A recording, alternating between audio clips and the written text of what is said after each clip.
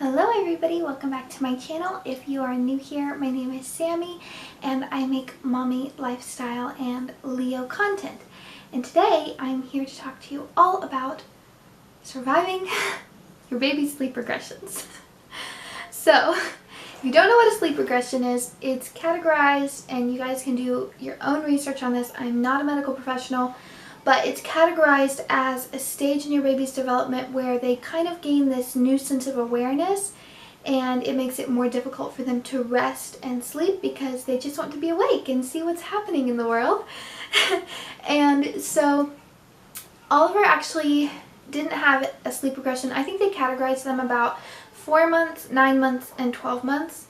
He hit his first sleep regression right around the 4-month mark, and up until that point he was a pretty good sleeper. He would, from the time he was about 6 weeks old, he slept through the night. And when I say through the night, he slept from about 11 to 6, which is through the night for most people.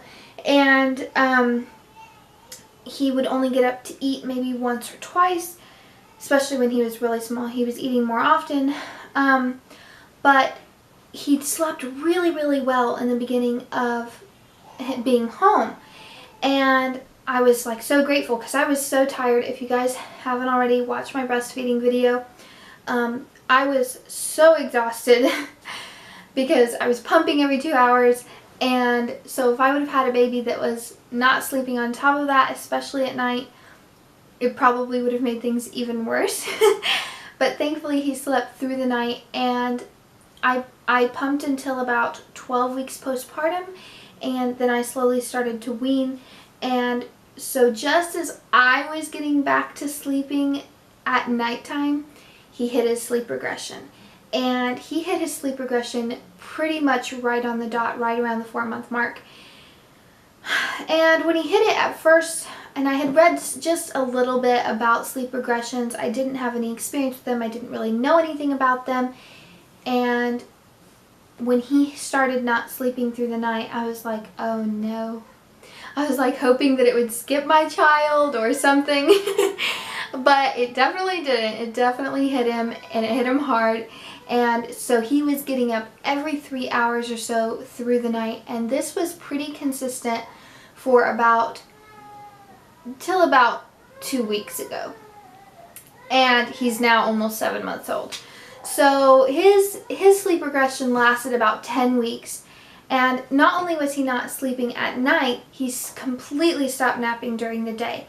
He would take these like 10-minute power naps. And then he would wake up crankier because he was so tired.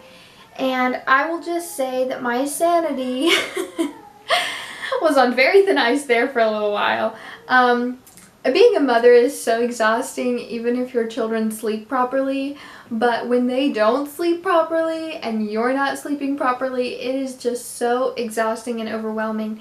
And I am the type of person that I don't function very well without sleep. And so as the nights passed, I became more and more anxious, and I felt like despair because I was like, this is never going to end.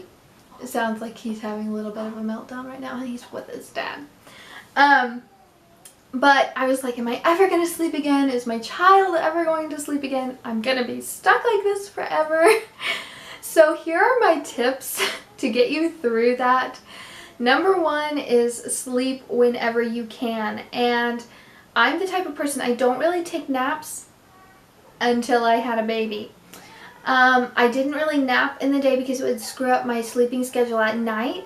But when you have a baby that's a sleeping schedule is so erratic, then you just need to sleep whenever he or she is sleeping. Don't worry about the dishes, don't worry about the laundry, don't worry about anything, just survival. Survival is key. And that can be really hard, especially if you are a stay-at-home mom. You feel like, you need to be keeping up with everything else, and your husband or your spouse or partner or your family, they work, and so you feel like you need to do your job around the house. But let me tell you, sometimes motherhood is all about keeping you and your baby alive. And that's it. And as long as you've done that, by the end of the day, you've had a successful day. So sleep whenever baby sleeps. regardless of what else is happening, just sleep. If baby is not sleeping, tip number 2 is to invest in some help so you can get some rest.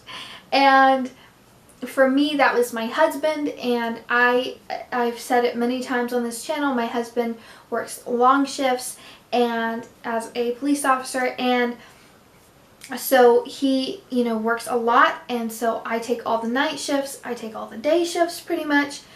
But it got to the point that I was just like right here and I needed help. And so what he would do is I would get up all night with him, do all the night feedings, do all the night changings, and then in the morning when Oliver was up, he would get up with him and be up with him for a few hours so that I could sleep before he would have to get ready for work. And that worked for us. And also he has usually, again, as a police wife, the schedules change constantly. So sometimes he has court on his days off, sometimes he has days off, sometimes he gets special detail on days off. So it all just depends, but on his days off, usually one of the two. One day I film, edit, and upload. The other day I would sleep. And he would pretty much deal with him all day long so that I could rest and just decompress a little. And that was really, really helpful.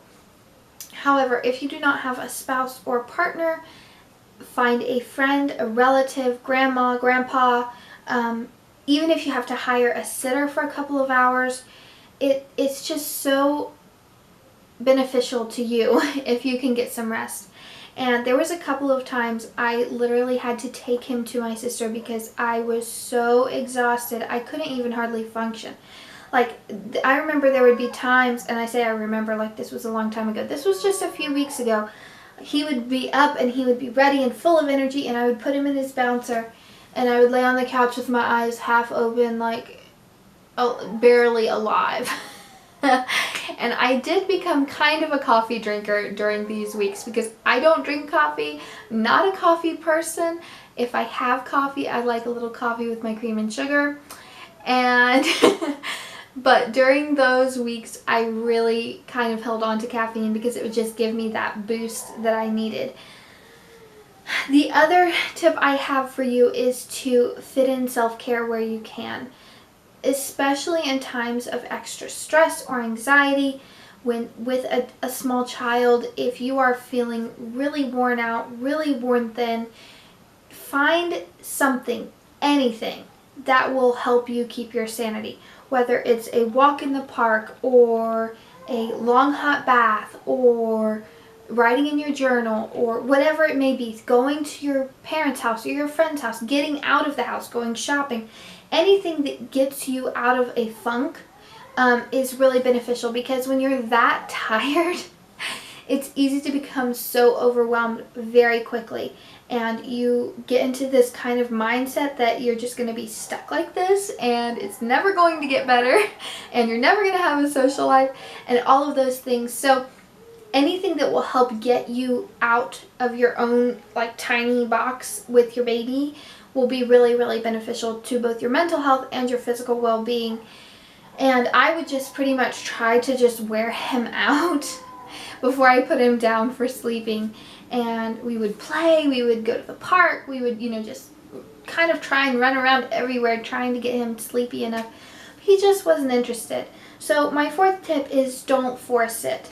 And we consistently did his nap time routine and his bedtime routine, so that when he came out of that sleep regression, his routines wouldn't be completely obsolete and he would still have some sort of normalcy.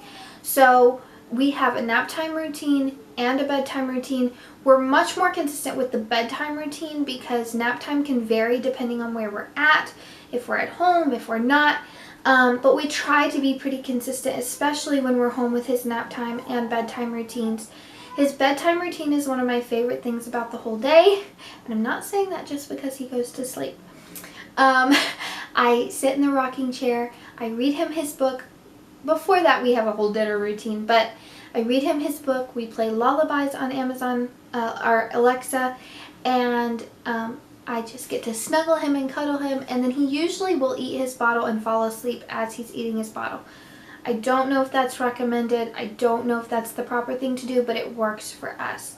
But I would recommend keeping your routines, even though they may not be interested. As much as possible, keep them into some sort of routine so that once they come out of that sleep regression, like he now has, thankfully, 10 weeks later, then that way they can kind of still have a normal routine to their day and things aren't all crazy. But at the same time, don't put too much pressure on yourself. It's not, you don't need to push anything. You don't need to stretch anything to make them do it. Babies are amazing and exhausting, and they have their own timetable and they have their own thing. They're learning so much all the time. And so sometimes pushing it that just doesn't make it any better, and it exhausts you. And so don't put too much pressure on yourself. I encourage you, it will get better. It may not feel like it, but it will. I literally thought for a while that it was just, we were going to be like that forever. And now he is, for about 2 weeks now, he's gotten back into a routine, knock on wood. And he's in his own room now. I'm about to do a video all about that, so definitely be subscribed so you can catch that content, all about transitioning him into his own room. But it will get better, Mama, I promise. I promise it will. It's very hard when you're in it. It's so exhausting. It's so overwhelming. Reach out for help. Ask for help. Don't do it alone. There are people who will love and support you through this. And I must say, we didn't make it to a ton of social events because it was all we could do to make it through the day. And that's okay. That is okay. So if you are going through a sleep regression, I would love to hear your experience in the comments below. Let me know what you're going through with your baby right now. How many babies do you have? Definitely let me know. And as always, if you like this kind of video, click the subscribe button. I have a video coming next week all about, well, yeah, next week, all about transitioning him into his own room, and hopefully that will be informational and beneficial to you as well. So I hope that you enjoyed this video, and I'll see you in the next one. Bye!